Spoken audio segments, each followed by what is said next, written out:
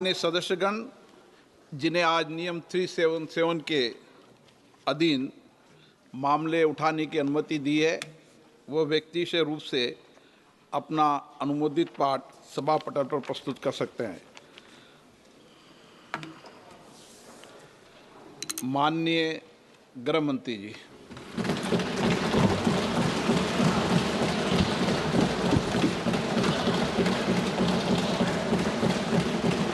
सम्माननीय अध्यक्ष जी, मैं आज पहलगांव में निर्दोष यात्रियों की नृशंस हत्या पाकिस्तानी आतंकवादियों के द्वारा जो की गई और उसके जवाब में देश के प्रधानमंत्री जी ने दृढ़ इच्छा शक्ति का परिचय कराते हुए ऑपरेशन सिंदूर की सेना को परमिशन दी और हमारे वीर जवानों ने सटीकता बहादुरी के साथ पाक स्थित आतंकवादी अड्डों को चूर चूर करने का काम किया। वो घटना पर जो बहस हो रही है, इसमें हिस्सा लेने के लिए मैं खड़ा हुआ हूं। माननीय अध्यक्ष जी, सबसे पहले पहलगांव में जो नृशंस हत्या की गई निर्दोष नागरिकों की, धर्म पूछकर उनको मारा गया, इनके परिवार के सामने मारा गया और बड़ी बर्बरता के साथ ये हत्याएं की गई, इसकी मैं घोर निंदा करता हूं। और जो मारे गए हैं इनके परिजनों के साथ अत्यंत हृदय की गहराइयों से मैं संवेदना भी व्यक्त करना चाहता हूं। ऑपरेशन सिंदूर के जवाब में पाकिस्तान के हमारे नागरिक ठिकानों पर गोलीबारी की, इसमें भी कुछ नागरिक हताहत हुए, गुरुद्वारा भी टूटा, मंदिर भी टूटा। जो भी नागरिक उसमें घायल हुए हैं और जो हताहत हुए हैं, वो सभी के प्रति मैं पूरे सदन की ओर से गहरी संवेदना व्यक्त करना चाहता हूं। माननीय अध्यक्ष जी, कल से यहां पर पक्ष और विपक्ष दोनों की चर्चा चल रही है और स्वाभाविक है, जब इस तरह की नृशंस घटना घटे देश में, तब इस पर मुक्त चर्चा भी होनी चाहिए, चिंतन भी होना चाहिए, आगे न हो इसकी व्यवस्था की भी चिंता होनी चाहिए। माननीय अध्यक्ष जी, मैं विषय पर आने से पहले आपके माध्यम से सदन को और सदन के माध्यम से पूरे देश को ऑपरेशन महादेव जो कल एक हुआ है, इसकी जानकारी देना चाहता हूं। माननीय अध्यक्ष जी, कल ऑपरेशन महादेव में सुलेमान उर्फे फैजल जट, अफगान और जिब्रान, 3 आतंकवादी सेना, सीआरपीएफ और जम्मू कश्मीर पुलिस के संयुक्त अभियान में ऑपरेशन महादेव में मारे गए। और माननीय अध्यक्ष जी, ये जो सुलेमान है, ए श्रेणी का लश्कर तोयबा का कमांडर था पहलगाम हमले में, और गगनगिर आतंकी हमले में वो लिप्त था। इसके ढेर सारे सबूत हमारी एजेंसियों के पास है। अफगान ए श्रेणी का लश्कर तैयबा का आतंकवादी था और जिब्रान भी ए ग्रेड आतंकवादी था। और माननीय अध्यक्ष जी, मैं सदन को और सदन के माध्यम से पूरे देश को बताना चाहता हूं, जिन्होंने बैसरन घाटी में हमारे प्रवासियों को, नागरिकों को मारा था, ये तीनों आतंकवादी ये थे और तीनों मारे गए।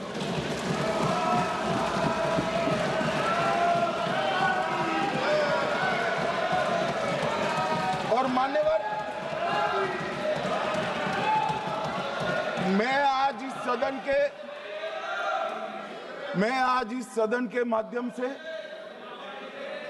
सेना के पैरा 4 सीआरपीएफ के सारे जवान जो अभियान में शामिल थे और जम्मू कश्मीर पुलिस के जो जवान थे, वो सभी को सदन और पूरे देश की ओर से बहुत बहुत साधुवाद देना चाहता हूं।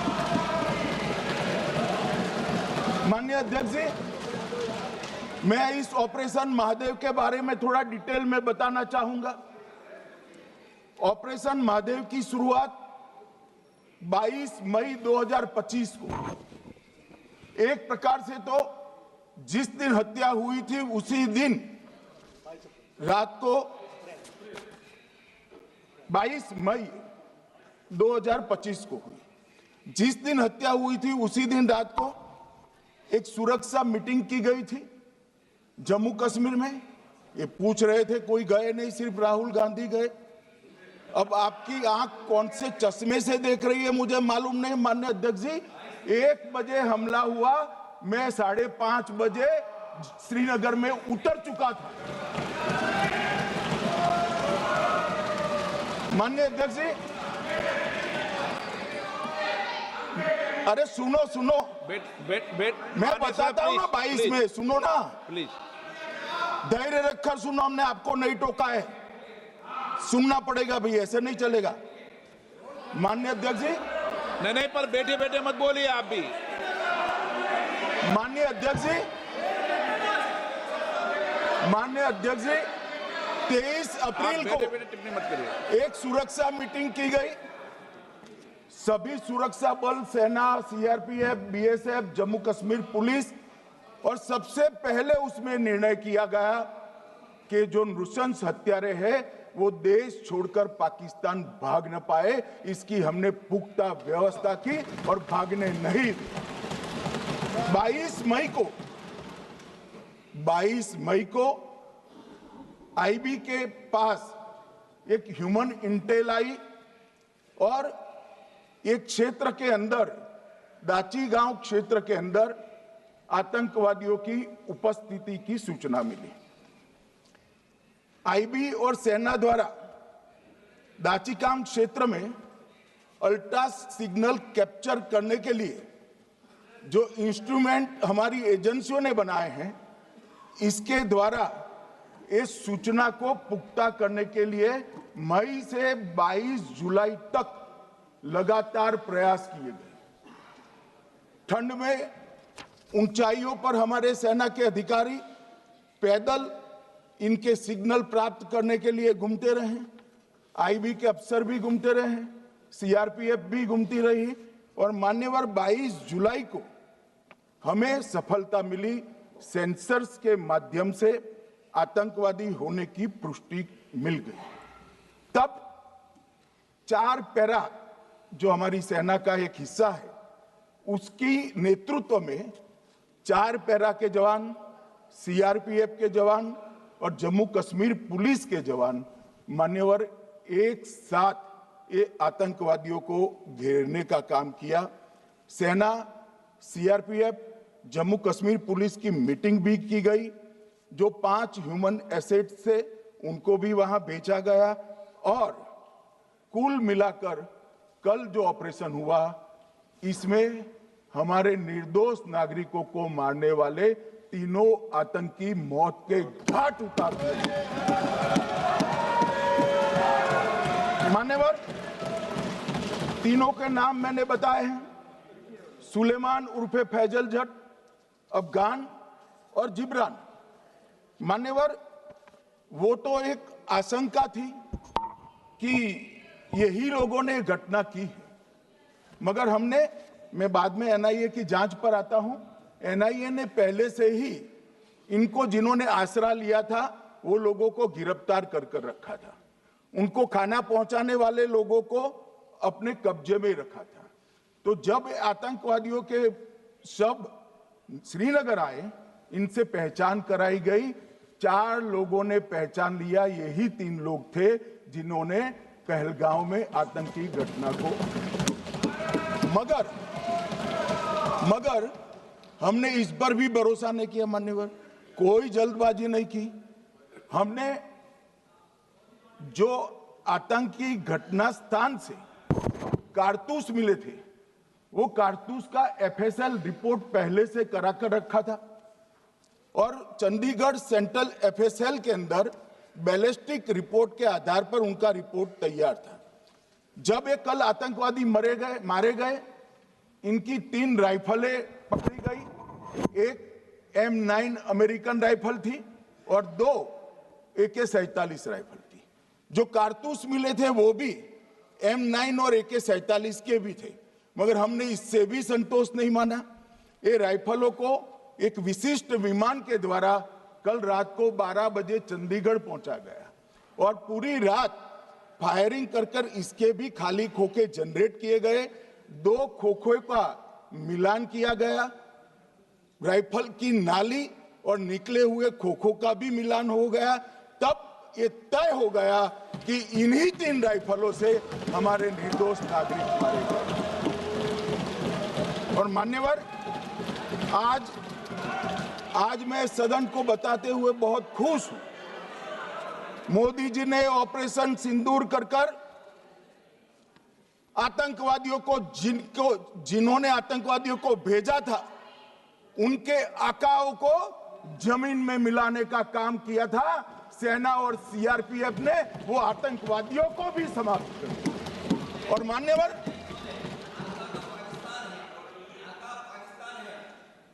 कौन पाकिस्तान से आपकी बात होती है क्या? अरे बैठ जाओ भाई।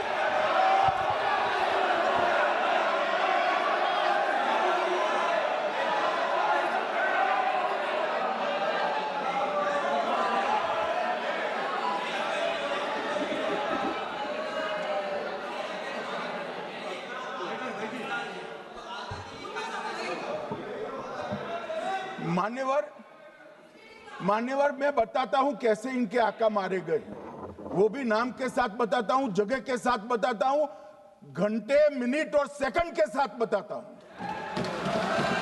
मान्यवर, मैं तो अपेक्षा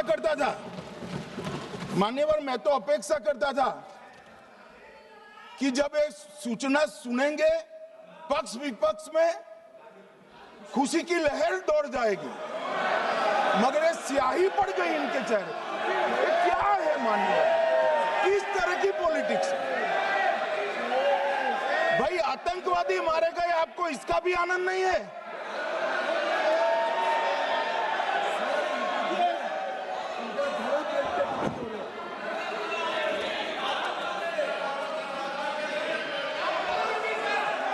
अखिलेश जी बैठ जाइए, मेरा पूरा जवाब सुनिए, आपका सब जवाब आ जाएगा।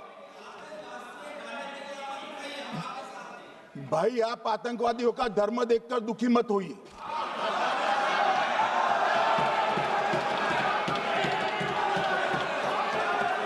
अखिलेश बैठ जाइए यार।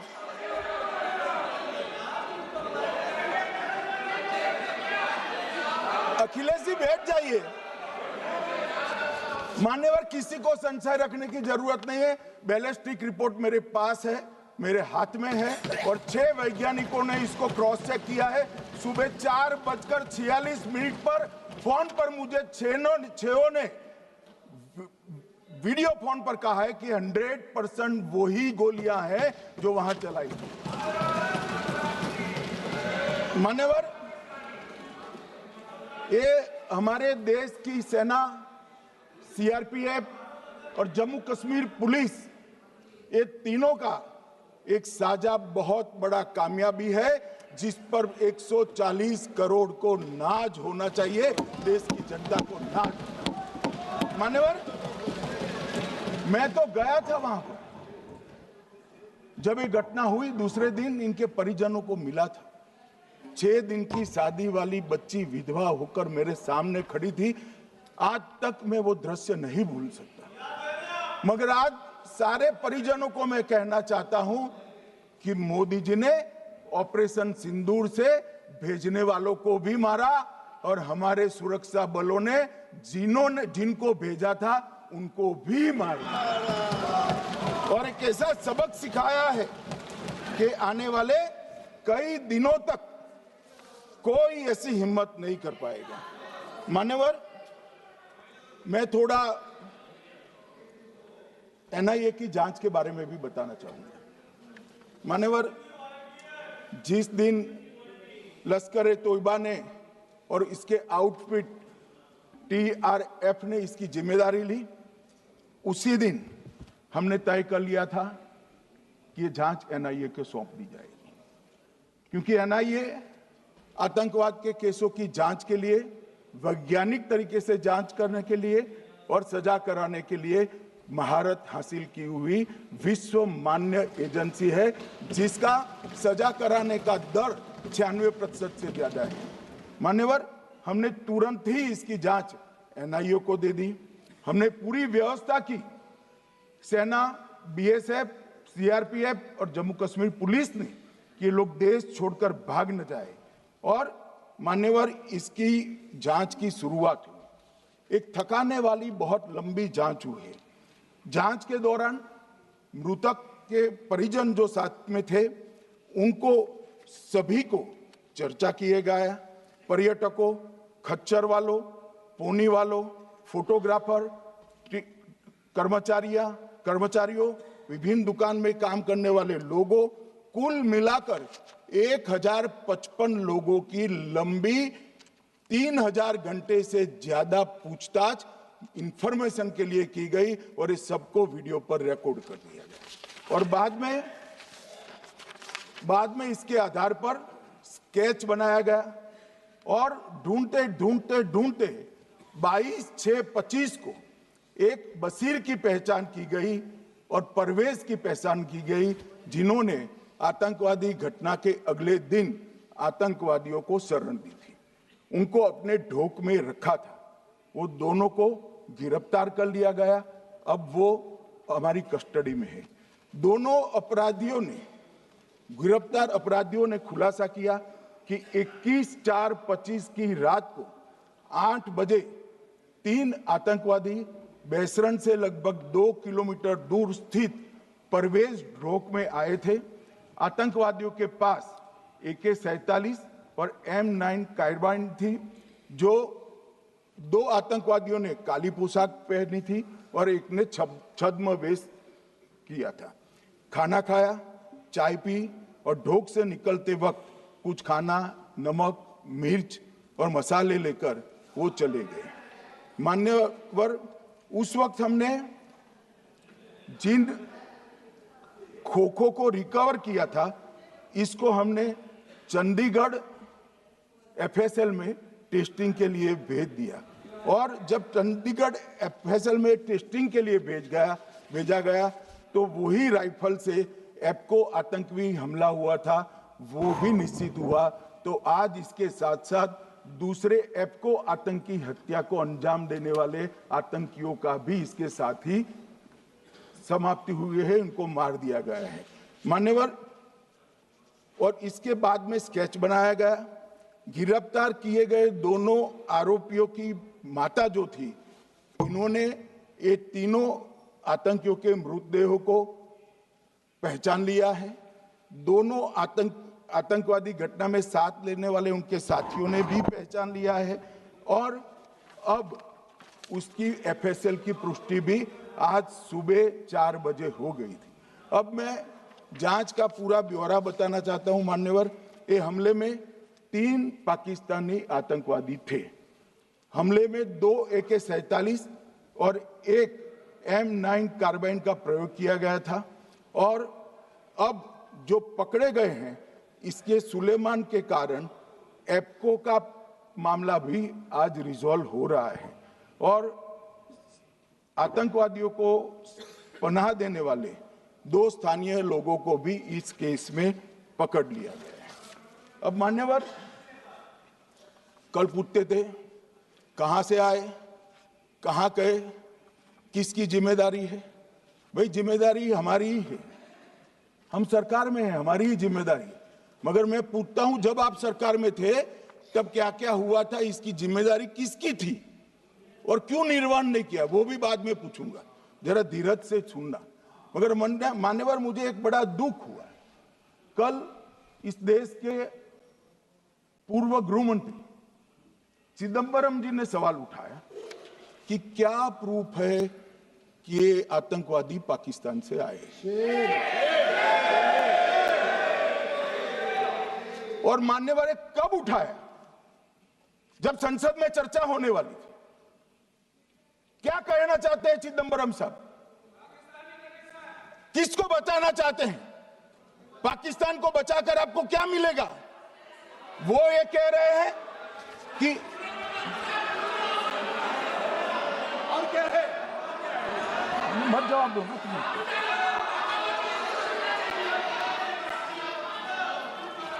मान्यवर, हमारे पास, मैं आज चिदंबरम साहब को कहना चाहता हूं, मैं आज चिदंबरम साहब को आपके माध्यम से कहना चाहता हूं, हमारे पास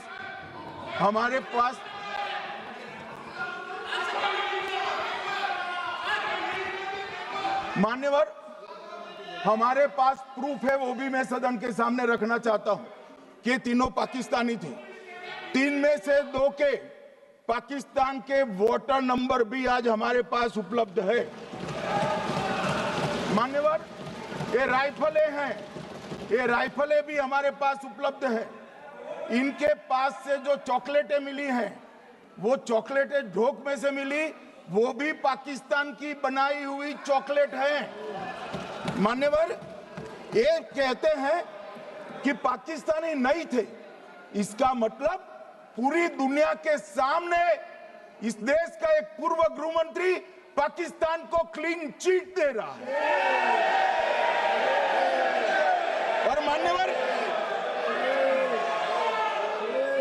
और मान्यवर, वो पाकिस्तानी आतंकवादी नहीं थे, ऐसा बोलकर श्री चिदंबरम अगर पाकिस्तानी आतंकवादी नहीं थे तो पाकिस्तान पर हमला क्यों किया, वो भी सवाल खड़ा कर रहे हैं। मान्यवर, आज पूरी दुनिया ने हमारे संसद सदस्य गए थे, स्वीकारा था कि हमला पाकिस्तान ने किया है, और इस देश का गृह मंत्री जो कांग्रेस पार्टी से आता है, वो कहता है कि क्या सबूत है? अरे मुझसे मांगते, मैं दे देता।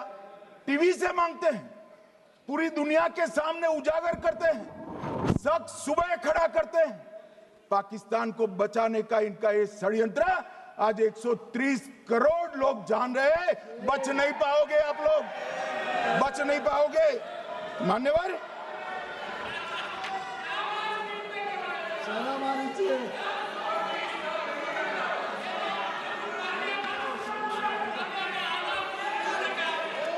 मान्यवर,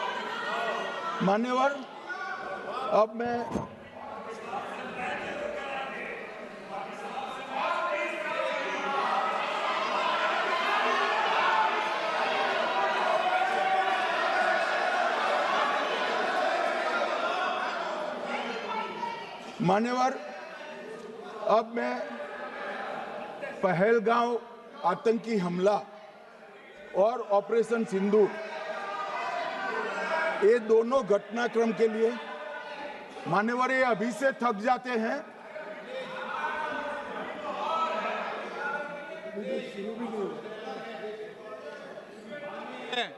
प्लीज बैठिए।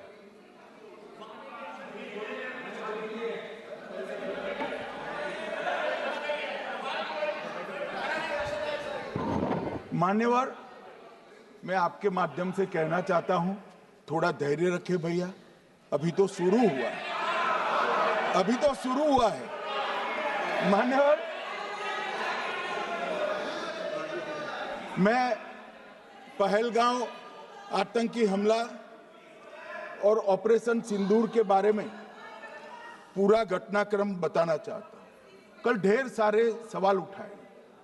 वैसे तो मुझे लगता था कि कल रक्षा मंत्री जी के भाषण के बाद शायद कांग्रेस पार्टी सपोर्ट में भाषण देना शुरू करेगी, और अगर थोड़ी बहुत जनता की इच्छा की परख होती तो वो ही करते, मगर नहीं करा। क्योंकि रक्षा मंत्री जी ने बहुत बारीकी से ऑपरेशन सिंदूर की सफलता, इसकी जरूरियात, इसकी प्रासंगिकता और इसके परिणाम, इसके बारे में बहुत अच्छे तरीके से सदन के माध्यम से पूरी देश की जनता के सामने रखा जाए। मगर फिर भी उन्होंने बहुत सारे सवाल किए। अब सवाल किए हैं तो मुझे जवाब देना भी पड़ेगा, उनको सुनना भी पड़ेगा। मान्यवर, मैं पूरा घटनाक्रम बताना चाहता हूं। मान्यवर, 22 अप्रैल को पहलगांव में आतंकवादी हमला हुआ। इसमें 26 लोग मारे गए, 25 भारतीय और 1 नेपाली नागरिक। हमने उसी वक्त मैं श्रीनगर जाने के लिए निकल गया।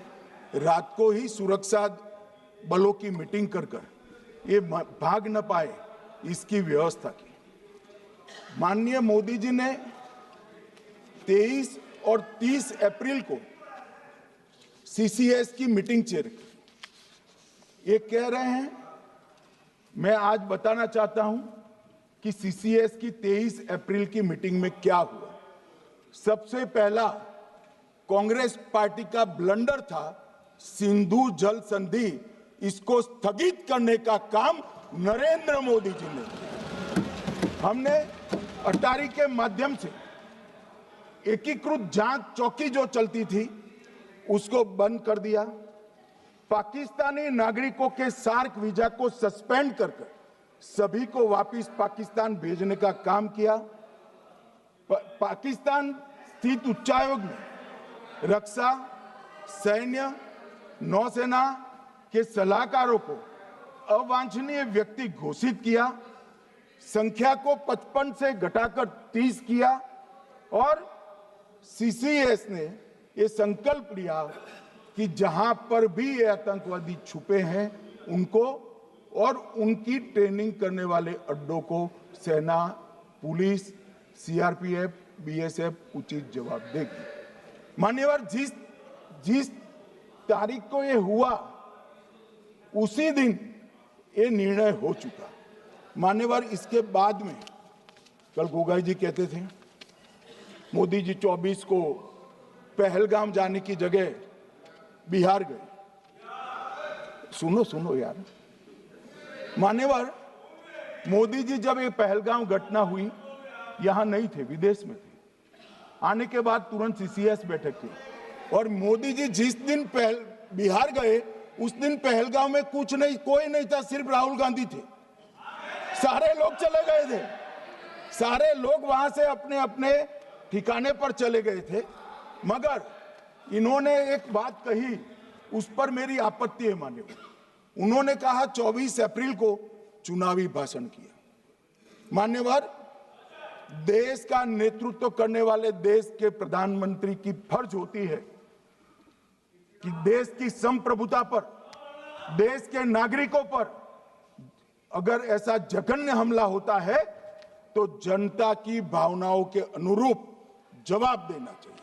मान्यवर, मैं आज आपकी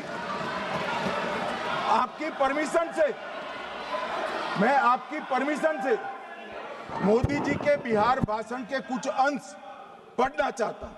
कोट अनकोट है। 22 अप्रैल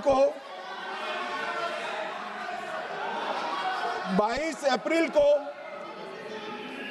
पहलगाम का यह हमला केवल निहत्थे पर्यटकों पर नहीं बल्कि पूरे भारत की आत्मा पर एक दुस्साहसपूर्ण प्रहार है।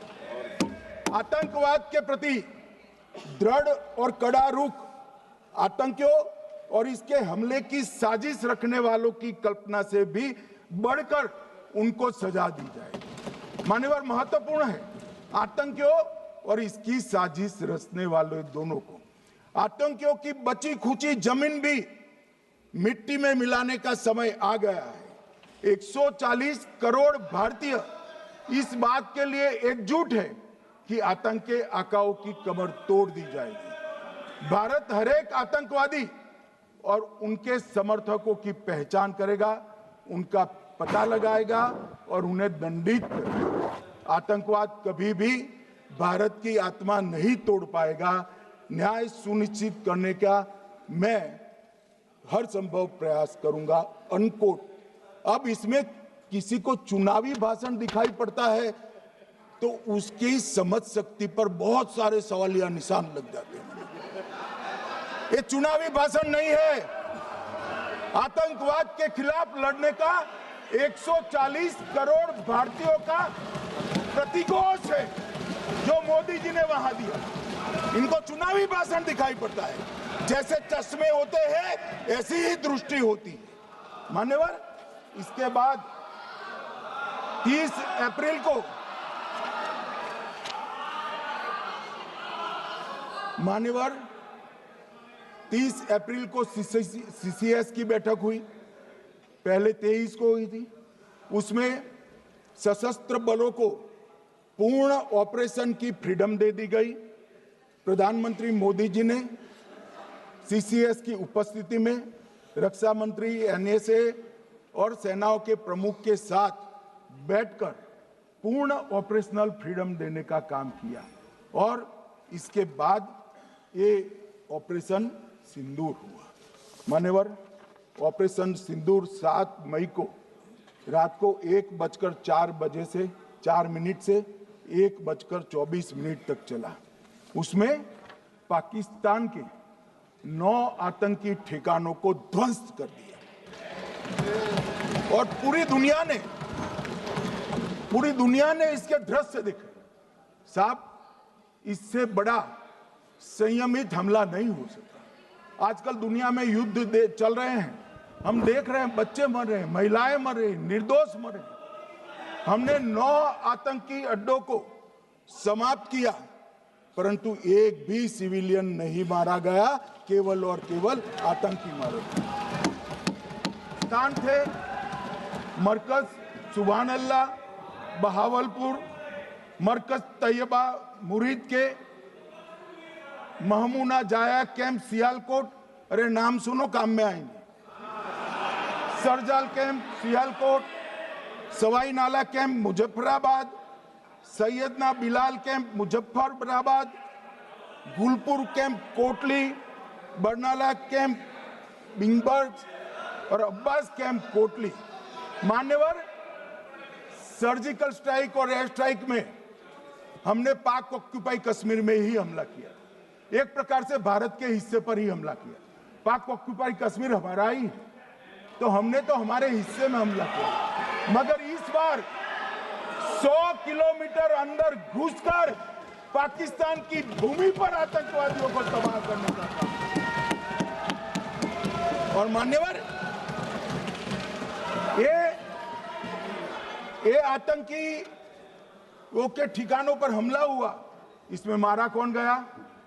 हाफिज मोहम्मद जमील जैसे मोहम्मद के प्रमुख मौलाना मसूद अजहर के बहनोई, मुदस्सर खादियान मरकज तैयबा मुरीद का प्रमुख, याकूब मलिक जेएम पदाधिकारी, मोहम्मद हमसा जमील जेएम ऑपरेटिव, मोहम्मद यूसुफ अजहर गंभीर रूप से घायल था फिर मारा गया, जैसे मोहम्मद का आमिर, मोहम्मद हसन खान गंभीर रूप से घायल था फिर मारा गया, जेएम ऑपरेटिव मोहम्मद हसन गंभीर रूप से घायल हुआ, अब्दुल मलिक, खालिद अबू अक्स और नोएम मलिक, इनका कोई पता ठिकाना नहीं। और मान्यवर, ये पूछते थे मुझे कल कि पहलगांव के दोषी कहां गए, वो पहलगांव के दोषी कहां गए? ये जो मैंने, अरे सुनो ना यार, ये जो 10 मैंने नाम पढ़े हैं, इसमें से 8 ये चिदम्बरम एंड कंपनी के समय में आतंकवादी घटना घटाने वाले लोगों को नरेंद्र मोदी जी ने मारा। ये हमें पूछते हैं कहां गए? अरे भाई, आपके समय में जो छुप गए थे उनको चुन चुन कर हमारी सेना ने समाप्त कर दिया है। और ये 10 नहीं, कल राजनाथ जी घबराते घबराते बोले हैं, अब ऑथेंटिक शब्द का है, मैं बढ़ा नहीं सकता, मगर कम से कम 100 लोगों को हमारी सेना ने समाप्त, 100 से अधिक लोगों को हमारी सेना ने समाप्त करने का काम। मान्यवर, और इस पर भी गर्व नहीं कर सकते आप, इस पर भी गर्व नहीं कर सकते।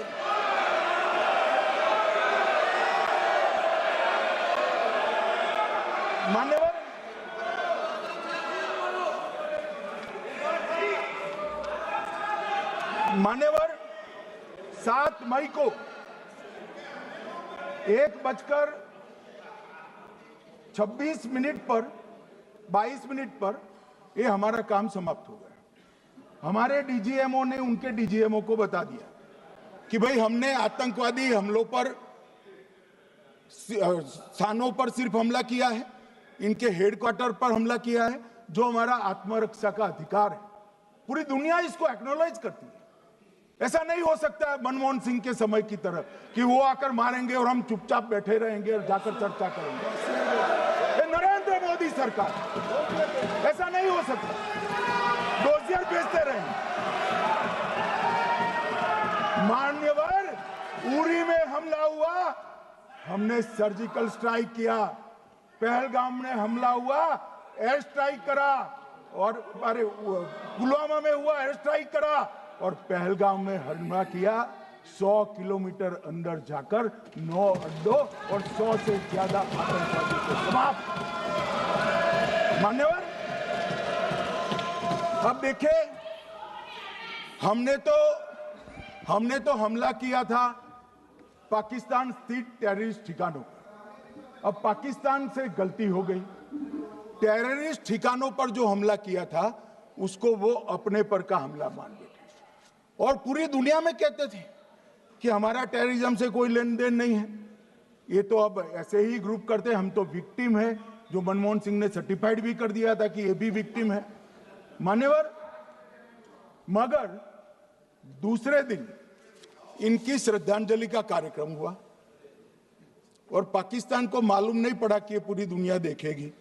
सेना के आला अफसर उनके नमाजे जनाजा में उपस्थित हुए, उनके जनाजे को कंधा दिया और ये सारे आतंकवादियों के जनाजे के जुलूस के अंदर पाकिस्तानी सेना, इनके अफसर, आईएसआई के अफसर, वहां की पुलिस के अफसर अश्रुभीनी आंख के साथ जुड़े थे। और मान्यवर, ये सिंदूर ने पाकिस्तान को पूरी दुनिया में एक्सपोज कर दिया कि पाकिस्तान के अंदर टेररिज्म स्टेट स्पॉन्सर्ड टेररिज्म है।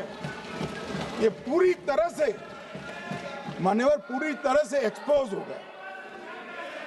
8 मई को पाकिस्तान ने हमारे रिहायशी इलाकों में हमला किया, हमारे सेना के अड्डों पर हमला किया, मगर एक भी मिसाइल से उनका कुछ नुकसान नहीं कर पाई। बहुत नजदीक से की हुई गोलाबारी के कारण हमारे एक गुरुद्वारा टूटा, एक मंदिर टूटा, कुछ हमारे नागरिक हताहत हुए। और दूसरे दिन 9 मई को मोदी जी ने सेना को हुक्म दिया, एक मीटिंग करी, राजनाथ जी, मोदी जी, एनएसए, सेना के सारे अध्यक्ष, और जवाब देने का तय किया और उनके 11 एयरबेस को क्षतिग्रस्त करने का काम किया। मान्यवर, 8 एयरबेस इतने सटीक तरीके से तोड़े गए, पाकिस्तान की पूरी एयर डिफेंस सिस्टम धरी की धरी रहेगी, कुछ नहीं कर पाई। नूर खान चकलाला एयरबेस तोड़ दिया गया, मुरीद तोड़ दिया गया, सुगुर्दा तोड़ दिया गया, रफीकी तोड़ दिया गया, रहीम यार खान तोड़ दिया गया, जकोबाबाद तोड़ दिया गया, सुक्कुर और भोलारी भी तोड़ दिया। और सुक्कुर, लाहौर, अरिफवाला, चुनेन, जकोकाबाद और नया चोर, ये 6 रडार सिस्टम भी उनके पूरी तरह से ध्वस्त कर दिए। 2 surface to air guided weapon Lahore और ओकारा में इनका जखीरा भी समाप्त कर दिया गया। और मान्यवर, ये हर चीज में पॉलिटिक्स करते हैं, हर चीज में। जब उन्होंने हमारे रिहायशी इलाकों पर हमला किया, फिर भी हमने इनके रिहायशी इलाकों पर हमला नहीं किया, सिर्फ इनके एयरबेस और एयर डिफेंस सिस्टम को निशाना बनाया और उनकी आक्रमण करने की क्षमता को पंगु कर रख दिया। हमारी पूरी सेना, पूरी वायुसेना, पूरी नौसेना अक्षुण्ण थी और उनकी हमला करने की क्षमता को हमने छिन्न विछिन्न कर दिया। पाकिस्तान के पास शरण में आने के अलावा और कोई चारा ही नहीं था। इसलिए मान्यवर, इसलिए 10 मई को डीजीएमओ ने, पाकिस्तान के डीजीएमओ ने भारत के डीजीएमओ को फोन किया और 5 बजे हमने इस संघर्ष को विराम किया। अब मान्यवर,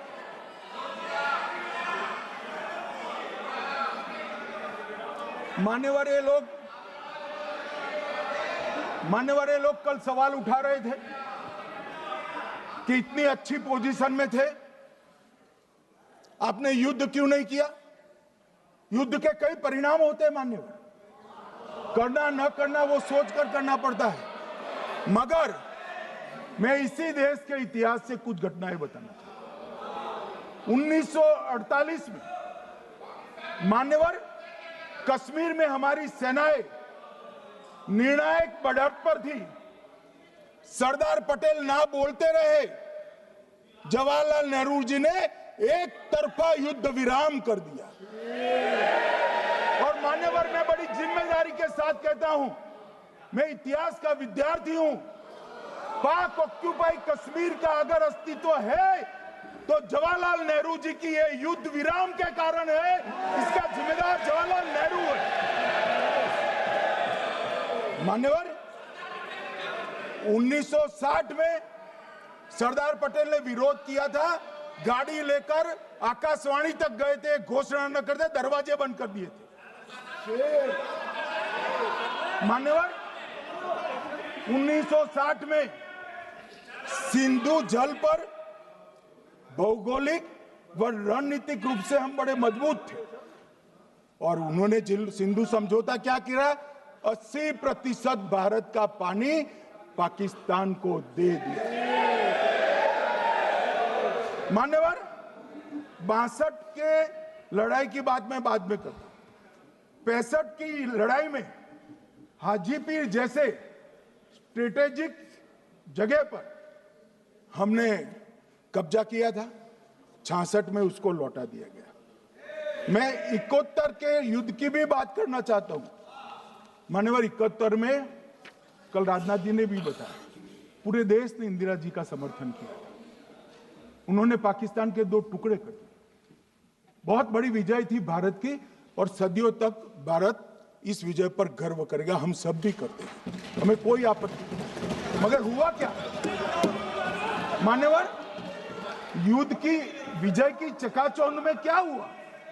93 हजार युद्ध बंदी हमारे पास थे, 93 हजार, और 15,000 वर्ग किलोमीटर क्षेत्र पाकिस्तान का हमारे पास था। 93 हजार युद्ध बंदी, उस वक्त की पाकिस्तान की सेना का 42% और 15,000 वर्ग किलोमीटर क्षेत्र। मगर शिमला में समझौता हुआ, पाक ऑक्यूपाई कश्मीर मांगना ही भूल गए। अगर उस वक्त पाक ऑक्यूपाई कश्मीर मांग लेते, न रहेगा बांस, न बजती बांसुरी। ये कैंप तोड़ने की जरूरत न पड़ती साहब आपको, हमको।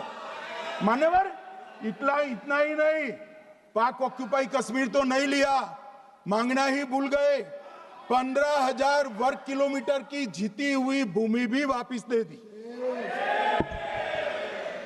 तय हुआ था पाकिस्तानी नरसंहार के लिए युद्ध अपराध न्यायाधिकरण बनेगा, नहीं बना। सेना ने पूर्वी पाकिस्तान में नरसंहार किया था।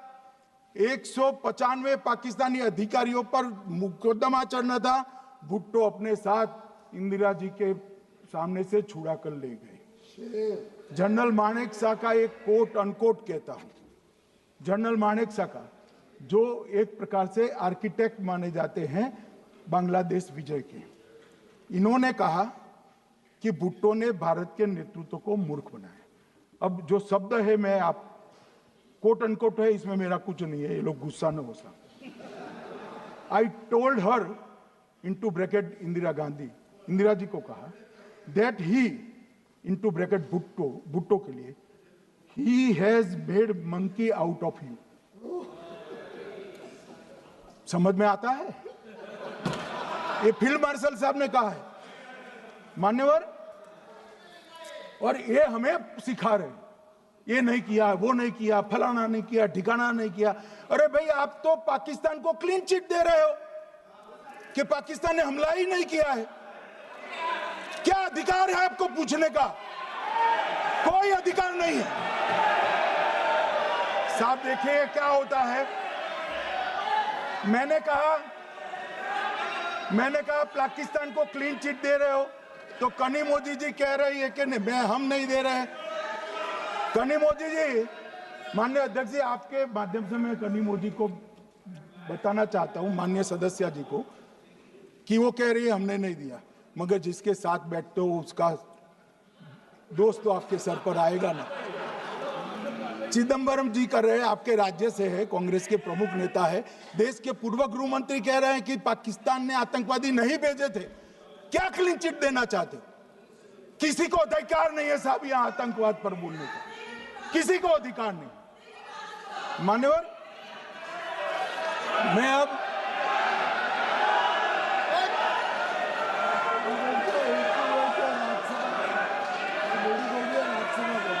मान्यवर, मैं उनको बताना चाहता हूं, अभी आधा भी नहीं हुआ है, जरा सुनो।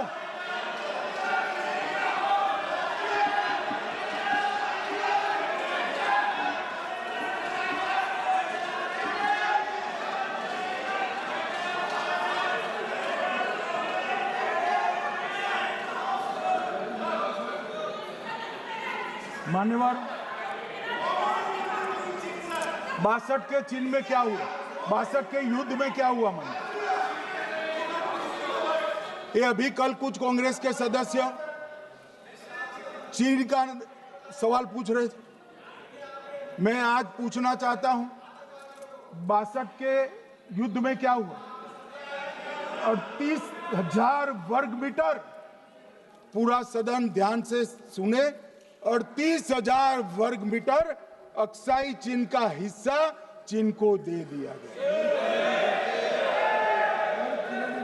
और वर्ग किलोमीटर ही बोला, वर्ग किलोमीटर। और मान्यवर, ऐसी ही चर्चा उस वक्त सदन में हुई, मैं तो बड़ी गंभीरता से जवाब दे रहा हूं, मुझे बोलने नहीं देते। जवाहरलाल नेहरू जी ने क्या कहा?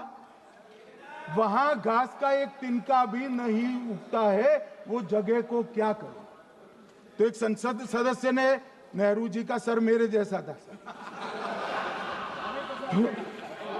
महावीर प्रसाद त्यागी जी ने कहा कि आपके सर पर भी एक बाल नहीं, वो चीन बेच दे क्या? मान्यवर इस तरह से जवाब देते थे, नॉन सीरियस टाइप के जवाब। और कल गोगोई जी बड़ा बड़ा उछल उछल कर बोल रहे थे। अरे गोगोई जी, आपको मालूम है उन्होंने चीन के बारे में, आसाम के बारे में क्या कहा था? आसाम को आकाशवाणी पर बाय बाय कह दिया था। रिकॉर्डिंग है, रिकॉर्डिंग है।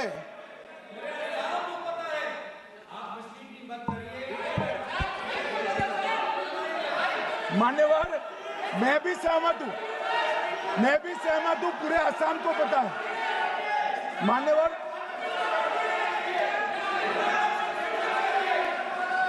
मान्यवर,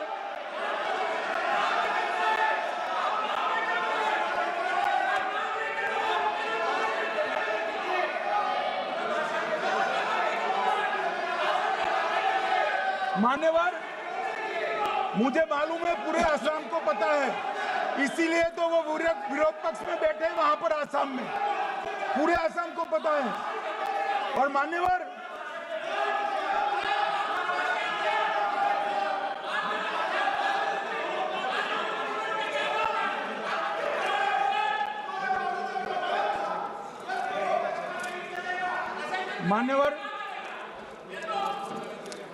मान्यवर, जोर से बोलने से सत्य को छिपाया नहीं जा सकता।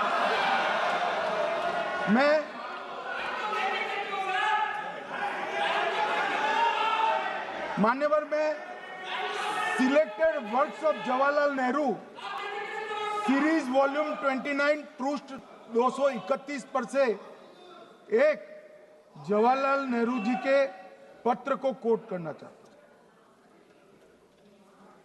अनौपचारिक रूप से संयुक्त राज्य अमेरिका ने यह सुझाव दिया कि चीन को संयुक्त राष्ट्र में तो ले लिया जाए, मगर सुरक्षा परिषद को नहीं। सुरक्षा परिषद में भारत को लेना चाहिए। यह अमेरिका का प्रस्ताव था।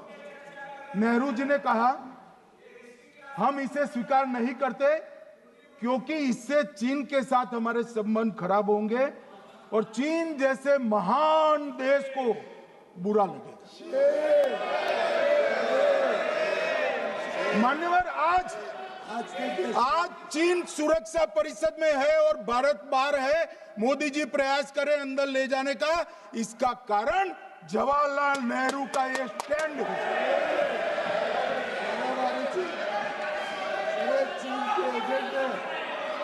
और मान्यवर, ये तो पीढ़ी दर पीढ़ी चलता आ रहा है। राजीव गांधी फाउंडेशन ने चीन के साथ एमओयू कर दिया। अब कहते नहीं है कि एमओयू में क्या था, ये तो बताओ भाई, क्या एमओयू किया था राजीव गांधी फाउंडेशन ने? और जब डोकलाम में हमारे सेना के जवान चीन की सेना के सामने आंख में आंख डालकर बैठे थे, वो चीन के राजदूत के साथ राहुल गांधी मीटिंग कर। ये मान्यवर ऐसा नहीं है। जवाहरलाल नेहरू, सोनिया गांधी, राहुल गांधी, तीन पीढ़ी तक के चीन का प्रेम उतरता जा रहा है। मान्यवर,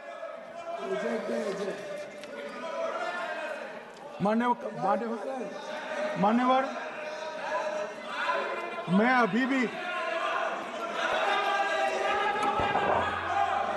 अभी भी एक बात इस महान सदन के माध्यम से देश की जनता को कहना चाहता हूं, जो मेरी मान्यता है। ये सारी आतंकवाद की जड़ पाकिस्तान है और पाकिस्तान कांग्रेस पार्टी की भूल है। पार्टीशन स्वीकार न करते, पाकिस्तान कभी न होता। इन्होंने पार्टीशन को स्वीकार कर देश को तोड़ा है। मान्यवर, कल विदेश मंत्री जी बता रहे थे शर्म अल शेख सम्मेलन का बलूचिस्तान ब्लंडर, जिसने पाकिस्तान को हमारे साथ चर्चा करने के लिए इक्वल फुटिंग पर ला दिया। मान्यवर, अब ये टेररिज्म की बात करते हैं। मैं इसमें भी पूरे देश की जनता को टेररिज्म की विगत 20 साल की स्थिति से अवगत कराना चाहता हूं। मान्यवर, अटल जी की सरकार थी। 2002 में टेररिज्म को समाप्त करने के लिए अटल जी की सरकार, एनडीए की सरकार, भाजपा सरकार पोटा का कानून लेकर आई। मान्यवर, मैं सदन को याद कराना चाहता हूं, पोटा कानून का विरोध किसने किया था?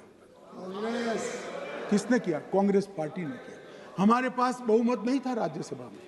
मजबूरन हमने कानून को घिर गया, मजबूरन संयुक्त सत्र बुलाना पड़ा और पोटा कानून संयुक्त सत्र में पारित हुआ। देश नहीं भूल सकता मान्यवर। और पोटा कानून को रोककर आज भी कांग्रेस पार्टी के नेता जब बोले तब कहे, पोटा कानून को रोककर किसको बताना चाहते थे आप? किसको बचाना चाहते थे? पोटा तो आतंकवादियों के खिलाफ था। पोटा को रोककर अपनी वोट बैंक का उल्लू सीधा करने के लिए आप आतंकवादियों को बचाना चाहते। और मान्यवर, 2004 में अटल जी की सरकार गई, मनमोहन सिंह, सोनिया गांधी की सरकार आई। आते ही पहला काम क्या किया मान्यवर? पहली ही कैबिनेट में पोटा कानून को रद्द कर दिया। मैं फिर से पूछता हूं, किसके फायदे के लिए कांग्रेस पार्टी ने पोटा कानून रद्द किया? जवाब दीजिए जरा यहां पर। और मान्यवर, इसके बाद क्या हुआ? 2004 के दिसंबर में पोटा कानून रद्द हुआ। 2005 में अयोध्या में रामलल्ला के टेंट पर हमला हुआ, आतंकवादी मारे गए। मुंबई लोकल ट्रेन 2006, 5 में रामलला पर हमला, 6 में मुंबई ट्रेन में बम धमाके 187 लोग मारे गए। 2006 डोडा उधमपुर में हिंदुओं पर हमला, 34 लोग मारे गए। 2007 हैदराबाद 44 लोग मारे गए। 2007 यूपी लखनऊ वाराणसी 13 लोग मारे गए। रामपुर सीआरपीएफ कैंप वहां पर हमला हुआ 2008 में। 2008 में श्रीनगर के आर्मी के काफिले पर हमला हुआ, 10 सुरक्षा बल मारे गए। मुंबई आतंकी हमला 2008 में हुआ, 246 लोग मारे गए। जयपुर में 8 बम धमाके हुए, 64 लोग मारे गए। 2008 में अहमदाबाद में 21 बम धमाके हुए, 57 लोग मारे गए। दिल्ली में 2008 में 5 धमाके हुए, 22 लोग मारे गए। और पुणे की जर्मन बेकरी 17 लोग मारे गए। वाराणसी में 10 में धमाका हुआ, 11 में मुंबई में 3 धमाके हुए, 27 लोग मारे गए। अब मैं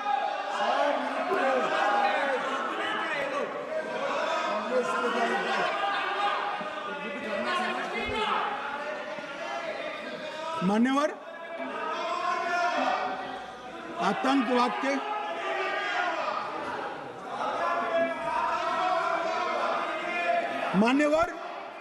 आतंकवाद के खिलाफ लड़ाई होती, कभी वो हमला करते हैं, मगर सवाल ये है कि इन्होंने 5 से 11 के बीच में 27 जघन्य हमले किए, 1000 के करीब लोग मारे गए।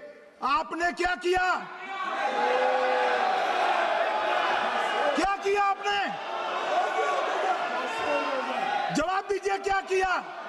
और मैं राहुल गांधी जी को चैलेंज देना चाहता हूं, इन्होंने इस आतंकवादी हमलों के खिलाफ उनकी सरकार ने जो कदम उठाए, यहां खड़े रहकर हिम्मत से बताए देश की जनता को। कुछ नहीं किया मान्यवर। ये यहां से आतंकवादियों की फोटो पाकिस्तान भेजते रहे, डोजियर भेजते रहे। और मान्यवर ये कहते हैं कि आपके समय में भी हमले हुए। मैं उनको अंतर समझाना चाहता हूं, वो देख नहीं पा रहे। मान्यवर, हमारे समय में जो भी आतंकवादी घटना हुई, पाक प्रेरित और कश्मीर सेंट्रिक हुई। देश के हिस्से में 2014 से 2025 तक एक भी घटना नहीं हुई है मान्यवर। ये नरेंद्र मोदी सरकार है मान्यवर। और कश्मीर में भी आज स्थिति ऐसी हुई है, उनको पाकिस्तान से आतंकवादी भेजने पड़ते हैं। कश्मीर में आतंकवादी अब हमारे नहीं बनते हैं मान्यवर। और मैं सलमान खुर्शीद जी को भी याद करना चाहता हूं। एक बार मैंने बड़े सवेरे में नाश्ता करता था, टीवी पर उनको रोते हुए देखा। मुझे लगा क्या हुआ, कोई बड़ी घटना हो गई। तो रोते रोते वो श्रीमती सोनिया गांधी के घर से बाहर आ गए कि बाटला हाउस की घटना देखकर सोनिया जी फूट फूट कर रो पड़ी। अरे रोना था तो शहीद मोहन शर्मा के लिए रोते, बाटला हाउस के आतंकवादियों के लिए रोना आता है। और मान्यवर ये हमें पूछते हैं कि आपने क्या किया। कोई अधिकार नहीं है पूछने का, कोई अधिकार नहीं है मान्यवर। और ये हमें पूछते थे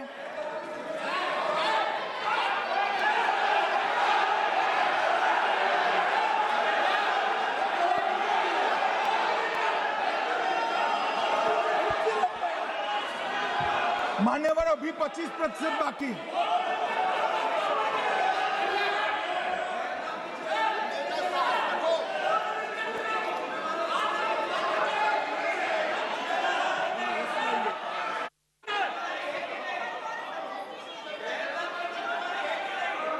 बैठिए, जवाब दे रहे हैं ना आपका, जवाब दे रहे हैं आपका।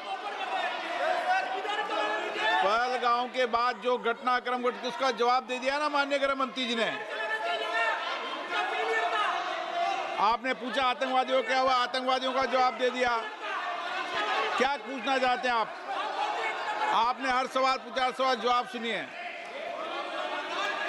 माननीय गृह मंत्री जी।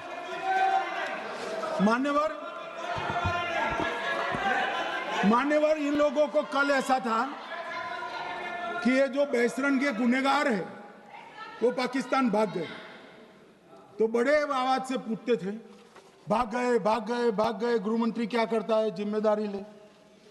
हमारी तो सेना ने ठोक दिया, सीआरपीएफ ने ठोक दिया। मान्यवर, अब मेरा तो जवाब बनना ना देता है ना वो मांगना बनता है, मगर मैं उनको कुछ पूछना चाहता हूं।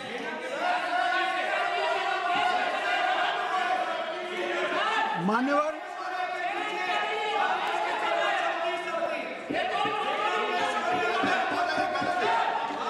प्लीज, मारेगी तो सेना है ना, सेना अब ऐसे भी मारेगी ना, तो वो भी ये कह रहे हैं सेना और सीआईएसएफ ने मारा।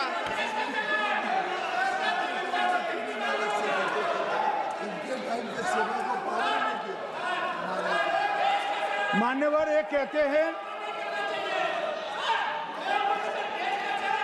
साहब इसको बिठाओ जरा।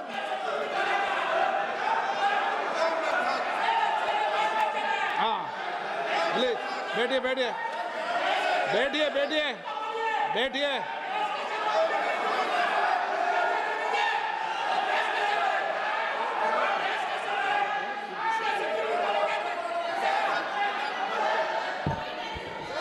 सबको मान्यवर, ये लोग मुद्दा उठाना चाहते हैं तो जरूर उठाए। मैं आज सुबह ही सलमान खुर्शीद जी का वो इंटरव्यू मेरे मोबाइल में रिजर्व कर आया हूं। आप जब भी कहोगे ये पूरे टीवी पर बताने के लिए मैं तैयार हूं। सेव कर आया हूं। इनकी इच्छा है तो कल एक समय तय करिए, यहां बता दीजिए चारों टीवी में, और देश की जनता भी देख ले।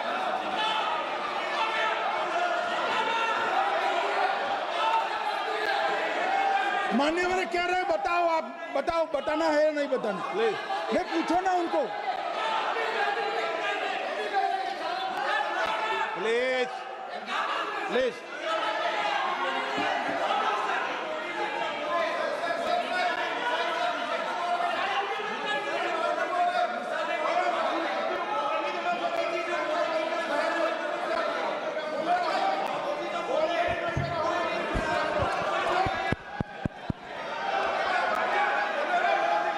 बिट्टू बैठ जा।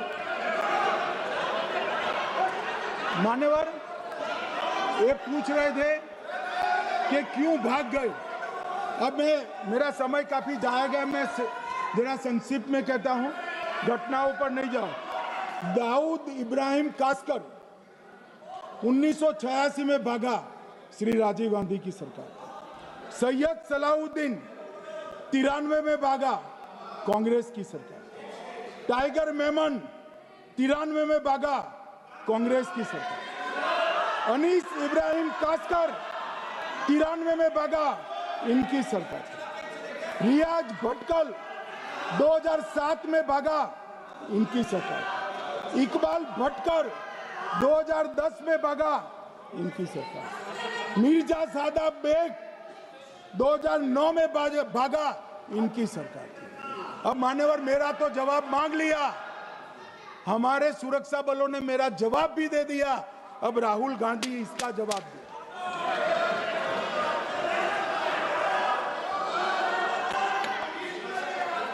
मान्यवर, अब मैं कश्मीर के विषय में मैं बात करना चाहता हूं। कल कहते थे कि गृह मंत्री ने भाषण किया था कि 370 की कलम जाएगी तो आतंकवाद कम हो जाएगा। क्या हुआ? मान्यवर, मेरा हिसाब देना बनता है। हम भारतीय जनता पार्टी के कार्यकर्ता हैं, ये नरेंद्र मोदी जी की सरकार है, हम जवाबदेह होते हैं जनता के प्रति, संसद के प्रति और देश के हितों के प्रति।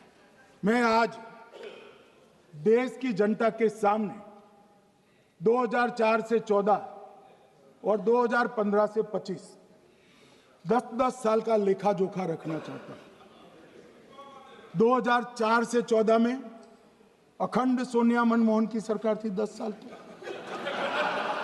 और 15 से 25 अखंड रूप से नरेंद्र मोदी जी की सरकार। कश्मीर में टेरर इंसिडेंट 7,217 हुए थे 2004 से 14 में। 70% की कमी के साथ 2150 हो गए 1525। नागरिकों की मृत्यु 2004 से 14 में 1770 हुई, 2015 से 25 में कम होकर 357 हो गई, 80%। सिक्योरिटी फोर्सेस की मृत्यु 1060 हो गई उस वक्त, और हमारे समय में 542 हुई, और टेररिस्टों की मृत्यु में 123% की वृद्धि हुई। ये हमें पूछ रहे हैं क्या हुआ? आंकड़े से भाग नहीं सकते भाई, आंकड़े से भाग नहीं सकते। और अब मैं कहता हूं कि धारा 370 ने कश्मीर में आतंकवादी इकोसिस्टम को नष्ट कर दिया है, जिस धारा 370 को आपने इतने साल तक बचा कर। हमने जीरो टेरर प्लान बनाया है, एरिया डोमिनेशन प्लान बनाया है, मल्टी लेवल डिप्लॉयमेंट किया है, सुरक्षा जेलें बनाई हैं, 98% ट्रायल अब वीडियो पर हो रहे हैं। हमने संचार साधन बसाए हैं और 702 फोन विक्रेता जेल में डाले, 2667 सिम कार्ड बन गए। हमने, एक जमाना था साहब 10-10 हजार लोगों के जनाजे निकलते थे, पूरे देश ने घटनाएं देखी होगी, बुरहान वानी मर गए, फला मर गए, ढिका मर गए, 10-10 हजार। अब जो मारा जाता है उसको वही दफना दिया जाता है। किसी भी आतंकवादी को उसका महिमा मंडन करने के लिए जनाजे की इजाजत नरेंद्र मोदी के शासन में नहीं। मान्यवर, आतंकवादियों के सगे वाले और समर्थक चुन चुन कर हमने नौकरियों से निकाले, पासपोर्ट रद्द कर दिए हैं, गवर्नमेंट कॉन्ट्रैक्ट रद्द कर दिए हैं, 75 से ज्यादा आतंकी समर्थकों को कोर्ट से ऑर्डर लेकर सरकार से बर्खास्त कर दिया गया है। बार काउंसिल उनके समर्थकों से भरी थी, सस्पेंड कर नया लोकप्रिय चुनाव हमने कराया है। मान्यवर, कई संगठन बैन करे, मैं बाद में बताता हूं। विशेष यूएपीए अदालतें बनाई हैं, लगभग मार्च 22 से 25 के बीच में यूएपीए के 2267 मामले हमने जब्त किए हैं, दर्ज किए हैं, 374 कुर्की किए हैं। और परिणाम क्या है मान्यवर? ये पूछ रहे हैं परिणाम क्या है? शुतुरमुख वृत्ति से अगर मिट्टी में सर रखकर बैठोगे तो कुछ नहीं, सूर्य भी नहीं दिखेगा। मान्यवर, परिणाम आया है। पहले ऑर्गेनाइज्ड टाउन पेल्टिंग साल की 2654 होती थी एवरेज इनकेस में। कितनी मान्यवर? 2654 पथराव होते हैं, 2024 में 0 हो गए। मान्यवर, ऑर्गेनाइज हड़ताल पाकिस्तान से ऐलान करते थे, घाटी बंद रहती थी। पाकिस्तान की भी हिम्मत नहीं है, घाटी में भी हिम्मत नहीं है। इनके समय में साल में 132 दिन घाटी बंद रहती थी, अब ऑर्गेनाइज हड़ताल 3 साल से 0 है। मान्यवर, टाउन पेल्टिंग में नागरिकों की मृत्यु हर साल 112 होती थी, 3 साल से नागरिकों की मृत्यु 0 है। मान्यवर, जख्मी होते थे 6235 लोग टाउन पेल्टिंग में, आज 0। मान्यवर, आज मैं बताता हूं, एक समय में हुर्रियत के नेताओं को यहां वीआईपी ट्रीटमेंट मिलती थी, हुर्रियत के साथ चर्चा करते थे, और ये हुर्रियत वाले आते थे, रेड कारपेट पूरा रोड खाली कर सीधा आता था, और मनमोहन सरकार के दूत इनके साथ चर्चा करते थे। सारे हुर्रियत के कंपोनेंट हमने बैन कर दिए हैं, सारे जेल की सलाखों के पीछे। हम कोई हुर्रियत से बात करना नहीं चाहते। मैं सदन में नरेंद्र मोदी जी की नीति दोहराना चाहता हूं। हुर्रियत टेररिस्ट संगठनों के आउटफिट है, हम इनसे बात नहीं करेंगे। हम अगर किसी से बात करेंगे तो घाटी के युवाओं के साथ बात करेंगे, हुर्रियत के साथ बात। मान्यवर, चुनावों के दौरान डर का माहौल होता था, अब 98.3% मतदान हुआ पंचायत चुनाव। कांग्रेस की बंद बहिष्कार का समय बंद हो गया। सेपरेटिस्ट बात करना चाहते थे, अब वो नहीं कर सकते। और मान्यवर, 2019 के बाद हमने कितने संगठन बैन करे, मैं बोलना चाहता हूं, थोड़ा समय चाहिएगा मान्यवर। The TRF, people's anti fascist front, Tehreek ul Mujahideen, Jamaat ul Mujahideen Bangladesh Hindustan, Jammu Kashmir Ghaznavi force, Khalistan tiger force, Hizb ut Tahrir, Jamaat Islami, जो जमात इस्लामी ने पूरे पाकिस्तान के अंदर एक प्रकार से अलगाववाद का जहर घोला, वो जमात इस्लामी आज बंद कर दिया गया। Jammu Kashmir liberation front, Jammu Kashmir democratic freedom party, Muslim league Jammu Kashmir, Tehreek Hurriyat, Muslim conference Sumji गुट, Jammu Kashmir national front, Jammu Kashmir people's freedom league, Jammu Kashmir people's league, Jammu Kashmir Ittehadul Musalman Awami action committee, Sikh for justice और पॉपुलर फ्रंट ऑफ इंडिया को भी हमने बैन किया। और ये शांति ऐसे नहीं हुई है। और ये कहते हैं कि एक भी घुसपैठ नहीं होती है। कभी गए हो आप पाकिस्तान? तो कई बार गए हो गया, सीमा पर गए हो पाकिस्तान, तो कई बार गए हो। फिर से बोलता हूं, सीमा पर गए हो, सीमा के माध्यम से पाकिस्तान गए हो। हमारे जवानों की कठिनाई देखो साहब, -43 डिग्री में पहाड़ पर रहकर नदी नालों के बीच में चौकी करते हैं। कोई घुस गए तो क्या हुआ? कोई घुस गया, वो बचेगा नहीं। यहां हम उसको या तो अरेस्ट करेंगे या तो एनकाउंटर में वो मारा जाएगा, बचेगा कोई नहीं। इनको सीमा की भौगोलिक कठिनाइयां मालूम नहीं। वहां मान्यवर कई नदी नाले हैं, वेग से पानी आता है, -46 डिग्री टेम्परेचर है, नीचे सुरंगें बनाते हैं। और ये तो ऐसे कह रहे हैं घुस गए। अरे भाई, आपके मन में तो, आपके समय में तो घुसने की जरूरत ही नहीं थी। आप बुलाते थे वीजा देकर, क्यों घुसेंगे? घुसने की जरूरत ही, जैसे आप पाकिस्तान जाते हो वैसे वो यहाँ आते। मान्यवर, अब ये कैसे हमें पूछ सकते हैं? मान्यवर,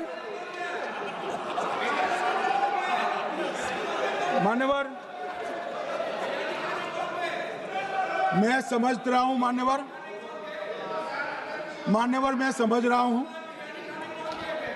पोटा का विरोध करने वाले को नरेंद्र मोदी की आतंकवादी विरोधी नीति नहीं पसंद आई। मैं समझ रहा हूं पोटा रद्द करने वाले को नरेंद्र मोदी जी की एंटी टेरर नीति पसंद नहीं आई।